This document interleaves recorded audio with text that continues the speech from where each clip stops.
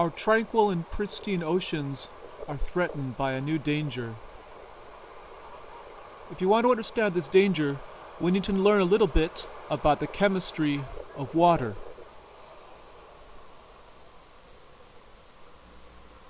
We're looking at some ordinary H2O molecules, or water, and in some other videos we have talked about how the polarity of water allows water to form really weak and temporary hydrogen bonds through the positive and negative electric charges along different parts of the molecule. However, it's also important to keep in mind that the covalent bonds themselves are not permanent or set in concrete, and it's really not that unusual for a hydrogen atom to migrate its way over from one molecule to another, and this reaction is reversible, and so the hydrogen atom can go back and forth like that, and when it forms a bond with another water molecule, we now have H3O, and it's got a positive charge as a positive ion, and we've got OH minus, which has a negative charge because it's lost a hydrogen atom. We call this H3O plus hydronium, and when we're dealing with acids and bases, we can often refer to it as just H plus because the effects it has on the pH are the same. So we've got H3O plus hydronium, which we can refer to in shorthand as H plus. We've got the OH minus, which is hydroxide. There's never a really high concentration of these unusual molecules in pure water. In fact, in pure water, the concentration is 10 to the negative 7 atoms per mole at a comfortable room temperature. So I've written that number out. As you can see, it's like 0.0000001 way down here, atoms per mole of water. That's really not a lot, especially if you remember, if you call that a mole, refers to about 6 times 10 to the 23 molecules. That's a 6 with 23 zeros. The actual number, it's Avogadro's number. It's actually got some decimal points in it. It's not just 6, but just to keep things simple, we'll say it's 6 for now. To give you an idea, so if we had 0.00001 as our numerator, that's 1/millionth of an atom in a mole of water. The mole of water would be this many water atoms. Let me draw a line down here. Over 6 with 23 zeros. 1, 2, 3. So as you can see, that's a huge number. And we have a fraction in our numerator, which means really what we'd have to do is add 7 more zeros onto this, since it's 10 to the negative 7. So really the number would look like this. If this was a 1 on top. So you can see there's a very, very small concentration of hydronium and hydroxide in normal water under normal circumstances. Let's see what happens. We've got our water, and once again it's in this state of dynamic equilibrium. So we've got reactions happening in both directions. And now we add a drop of hydrochloric acid to our water. And right away you know what's going to happen. The hydrogen chloride is going to separate or break up, and we're going to have H plus, a positive hydrogen ion, and we're going to have Cl minus, a negative ion. So we've got our H plus over here and our Cl minus here. And in effect, we've increased the concentration of H plus. So remember, H3O plus, we can often refer to it as an H plus ion, and we've got our H plus ion here from the separation of the hydrochloric acid. This, in fact, is why it's called hydrochloric acid, because an acid is anything that increases the concentration of H plus ions in an aqueous substance. So acid increases the concentration of H plus ions. What then is a base? Let's go back to our water substance, and this time we're going to add some ammonia to it. So we've got NH3, that's ammonia, with our nitrogen and our 3 hydrogen atoms. And when we put NH3 in the water, something interesting happens. The loose hydrogen atoms tend to migrate towards the ammonia and form ammonium, or NH4, which has a positive charge. Now, even though NH4 is a positive ion, it's not H plus, it's a whole separate ion, so we don't count it as H plus. So essentially what this base has done is it has reduced the concentration of H plus.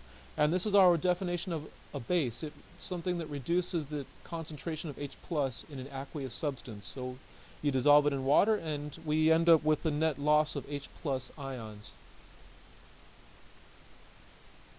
Now let's try another one. If we've got NaOH, that's sodium hydroxide, this is a very strong base, and it separates out into Na plus, or just the sodium ion, and hydroxide, OH minus.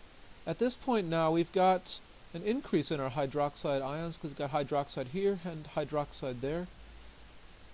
And essentially what a base does, as we said, it reduces the H plus concentration. It can also increase the OH concentration. Now we've got 2 OH ions where we had 1 before. And when we increase the concentration of hydroxide, we're effectively reducing the relative concentration of H plus, and therefore the effect is the same. The base will increase the OH concentration, or we can say the base will reduce the H plus concentration.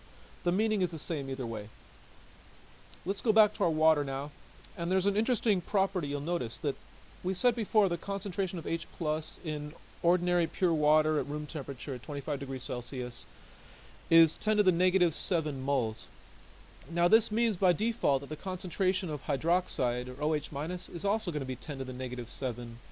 I'm sorry, not 10 to the negative 7 moles, 10 to the negative 7 atoms per mole is the concentration of H plus, and the concentration of hydroxide is also 10 to the negative 7 atoms per mole.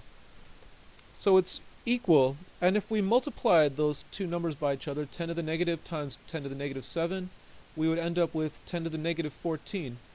And it turns out that in any aqueous substance, if you multiply the concentration of H plus and the concentration of hydroxide, you will get 10 to the negative 14.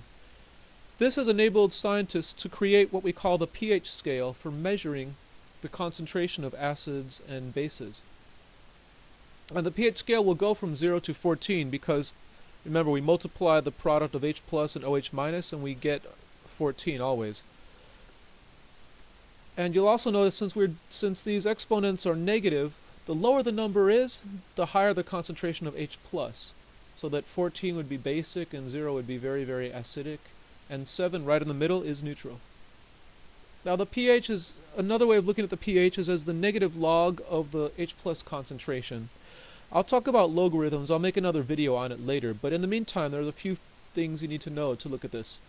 Pure water is neutral. It's got 10 to the negative 7 atoms per mole, and this means its pH log, its pH is going to be the negative log of 10 to the negative 7, which equals 7.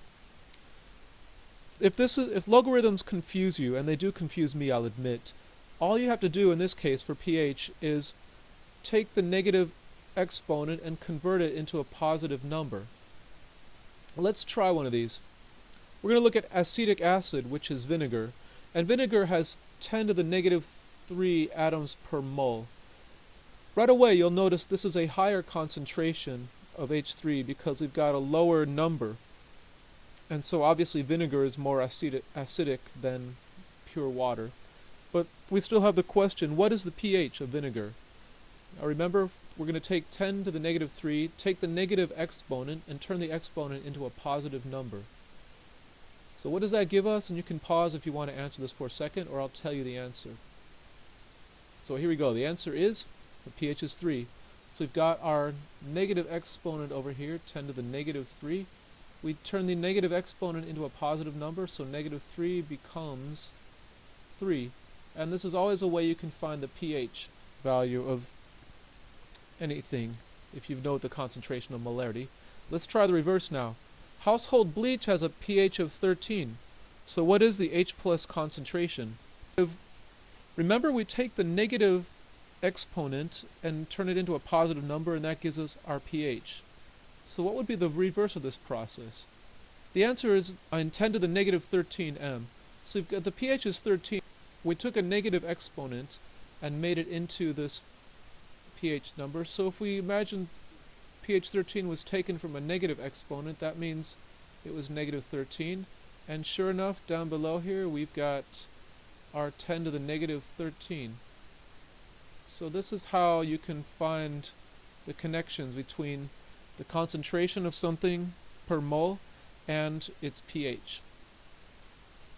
There's a quick review up here now. There's some main points you can look at, and I'm not going to just read them all out loud to you because you can read this, and you can even pause the video if you need time to write these notes down. If you've got questions about any of this, just leave a note in the forums on sciencetutoronline.com. Now let's look at what this means for our oceans.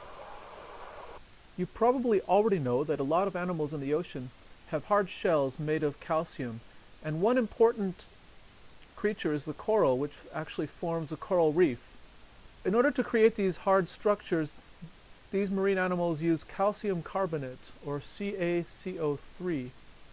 And in order to get this substance, they need to extract carbon and calcium from the water. And here's the chemical reaction. You've got calcium dissolved in the water and CO3 in the form of carbonate, and the two combine to create calcium carbonate, which is what forms the shells for many of these animals, as well as the coral reefs. So life in the ocean is highly dependent on this chemical reaction. Unfortunately, when we add acid to the water, we have H plus ions, and you probably know what happens. The CO3, the carbonate, will combine with H plus, and that will form HCO3, or bicarbonate.